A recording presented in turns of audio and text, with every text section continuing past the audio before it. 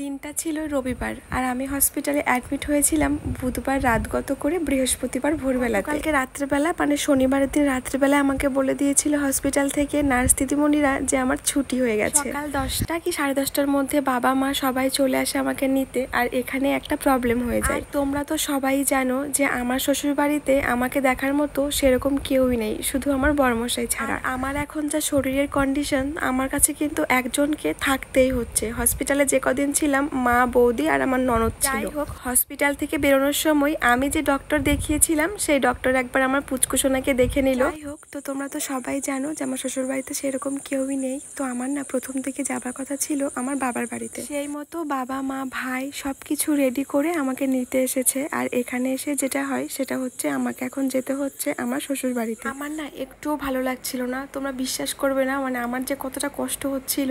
ভেবেছিলাম মায়ের কাছে যাব, আর এই অবস্থাতে প্রত্যেকটা মেয়েরই কিন্তু মায়ের কাছে থাকা খুব দরকার। আমার ভাগ্যটা দেখো, সেই কবে থেকে ভাবছিলাম যে মায়ের কাছে যাব, সেই তো গেলাম সোমবারের দিন, আর বুধবারের দিনই আমার পেন উঠলো। এদিকে আমাকে গাড়িতে উঠিয়ে দিয়ে আমার মা কিন্তু বাইরে কান্না করছে, আর মায়ের চোখের দিকে তাকালে আমার চোখের জল আমি ধরে রাখতে পারি না। এই সময়টাতে না পারছি নিজের কোনো কাজকর্ম করতে, না পারছি আমি আমার পুচকুসোনাকে কোলে নিতে। আমার শ্বশুর বাড়ির ওদিকে রাস্তাঘাটের কথা আর কি বা বলবো তোমাদের, দেখলেই তো এর আগের দিন বাড়িতে যাওয়ার দিন কত রাস্তা ঘুরে ঘুরে আমাকে বাড়ি যেতে হয়েছে। আজকেও সেই একই অবস্থা, যেই দিক দিয়ে আমরা সবসময় চলাফেরা করি সেই দিক দিয়ে গাড়ি কোনো রকম ভাবে যাবে না, তাই সে আমাকে একটা দূর ঘুরে ঘুরে যেতে হচ্ছে। আর কিছুটা রাস্তা ভালো, কিছুটা রাস্তা খারাপ। আর এই খারাপ রাস্তার মধ্যে আমার এই সময়ে আসতে যে কতটা কষ্ট হয়েছে কি বলবো তোমাদের। আমার পুচকুসোনাটারও কিন্তু খুবই কষ্ট হয়েছে এই ঝাঁকুনিতে আর এই গরমের মধ্যে এতটা দূর আসতে। তো দেখো বাড়িতে চলে এসেছি, আমাদের বাড়ির কাছে ঠাকুরের মন্দির আছে। তো সবাই সেখানে বলেছিল আমার সোনাকে যেন ঠাকুরের একটু আশীর্বাদ নিয়ে তারপরে বাড়িতে প্রবেশ করা হয়। তাই দেখো আমরা কিন্তু মন্দিরের সামনে এসেছি।